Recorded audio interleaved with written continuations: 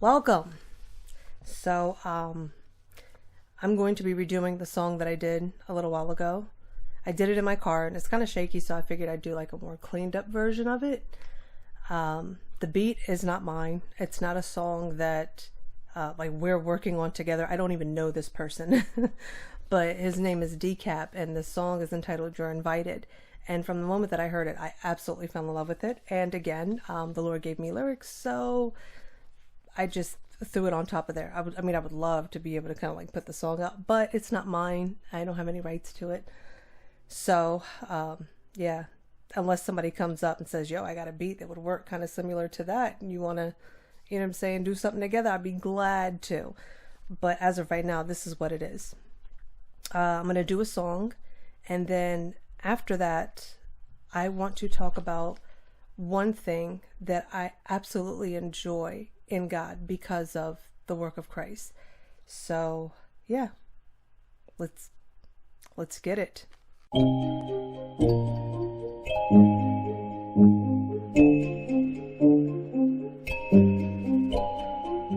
The price on my head became the cross on his back.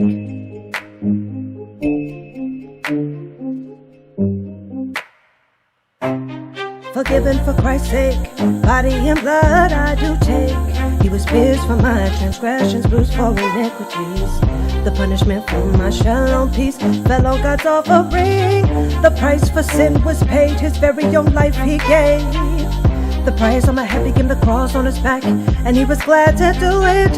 Freedom in life is mine, he is so glad to give it.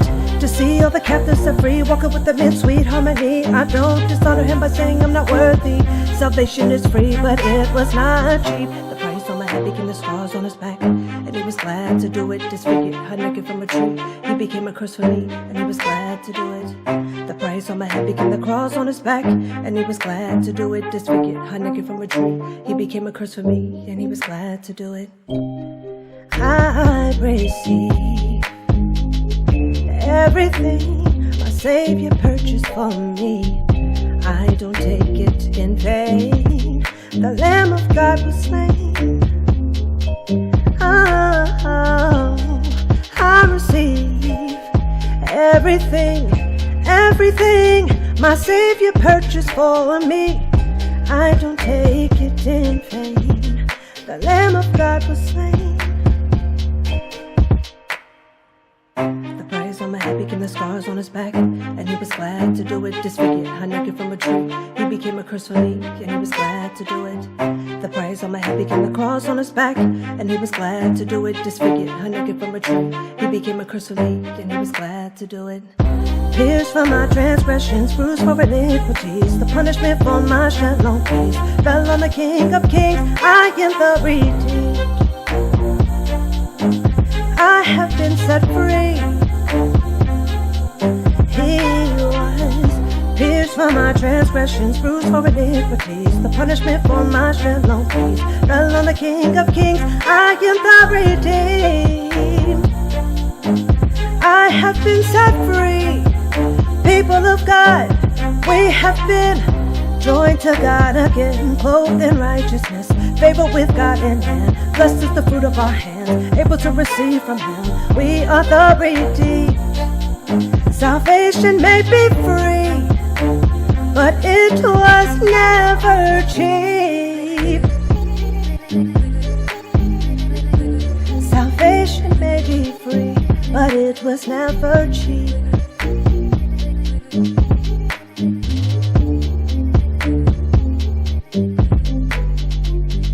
Don't take it in vain. The Lamb of God was slain, so we could all be free. Grace and peace, family.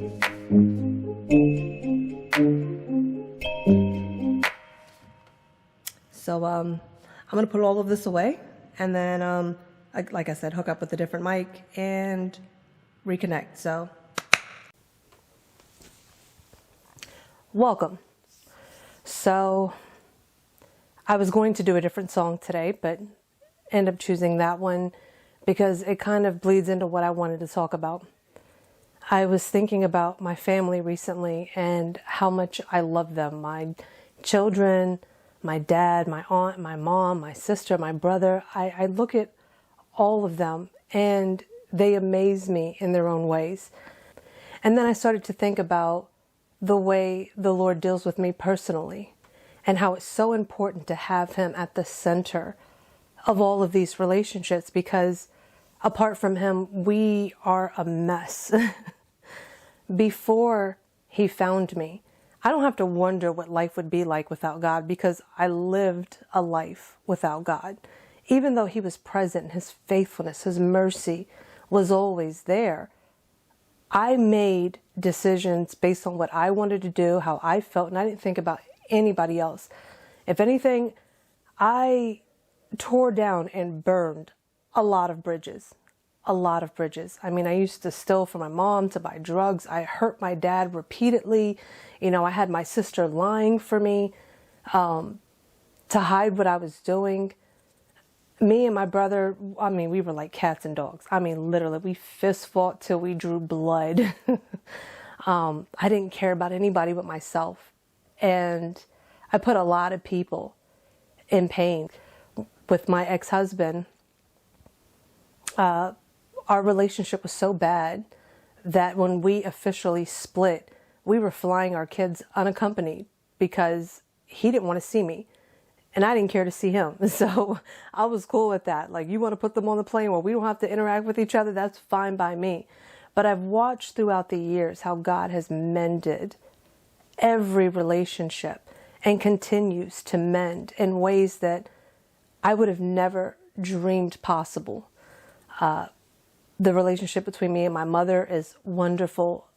The relationship that I have with my dad, I never thought that I would have. You know, at one point in time, I remember when my brother was graduating from basic training, we were all sitting at a long table at a restaurant. And I looked at my sister and I was like, you know, you see dad at the end of the table? She's like, yeah. I was like, you see him smiling, right? She's like, yeah. And I'm like, watch this. Hey, dad. And it was like immediately, zoop. And really, there's nobody to blame. There's nobody to blame but me. I mean, I really, really, really hurt this man. But again, the relationship that I have with my dad, I never thought I would ever have. But because of the mercy and the goodness of God and the way that he's bringing us together, it's just so beautiful. When I look at my kids, well, let me fast forward. Let me go back just a little bit.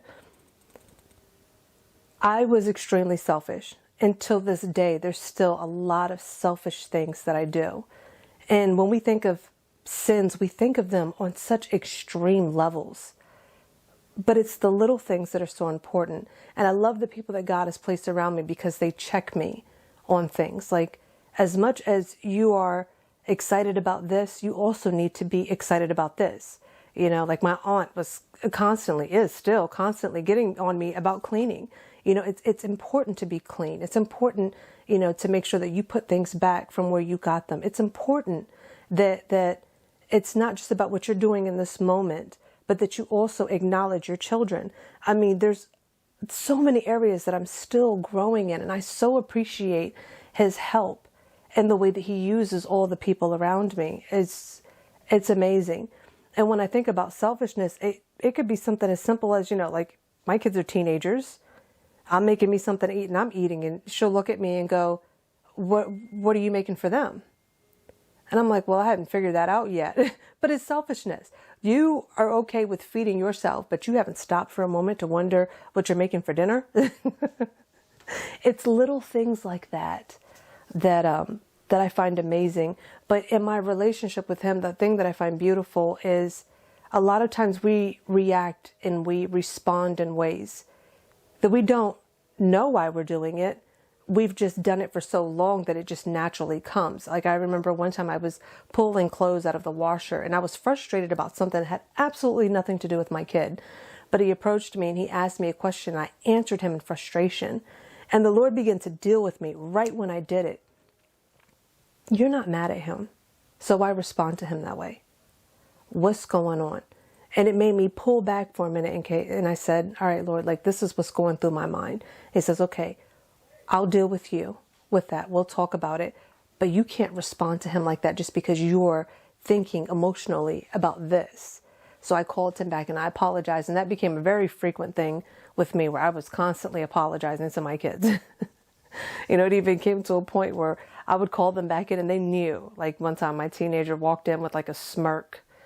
And I was just like, Lord, I don't even want to apologize to him because he knows it's coming. But I know I have to do it. You know the way that I acted with you. I'm sorry. But all of my relationships are healthy. They're not perfect, but they're healthy. Even when it comes to coworkers. When I'm frustrated, I remember once I was getting ready to clock out, and one of my fellow coworker had said something, and I was so irritated, but I bit my tongue and I got in the car, and I was like venting to the Lord about it. Like, this is so ridiculous, yada, yada, yada. And I didn't make it no more than 5 minutes down the street. I could literally, it's like you leave out of the parking lot, you come, you make a left, you make a right. And as I'm on that road, boom, he hits me. And I find that my conversation is changing. Instead of me bickering and moaning about what I disliked, he changed it into praying for that individual. And then at the same time, I'm so grateful for the way that he transforms my thinking as I give it to him, that I again have to go back and thank God for his goodness and his faithfulness all the time. It's not the scripture where it says that be thankful in all times. We think that it's something that has to be forced. It does not have to be forced. Thankfulness is a byproduct of just that communication, that interaction with him.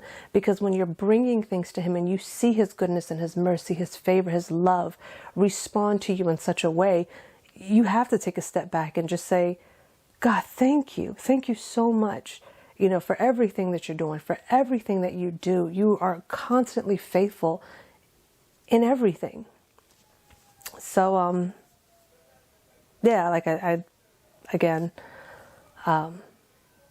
every relationship I have is not perfect, but it's definitely healthy, and it's constantly growing in the goodness and the grace of God. So,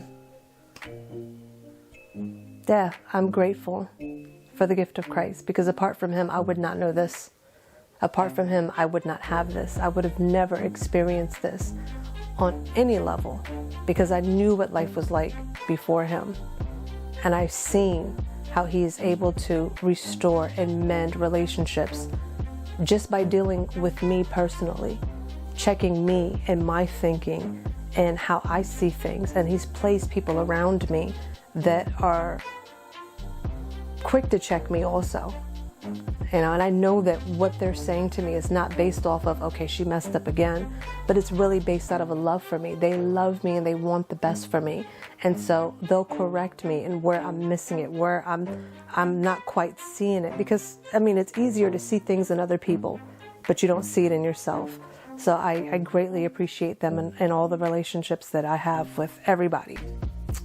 So that's all I wanted to say. I know that you have been blessed in your hearing, and as always, grace and peace, family.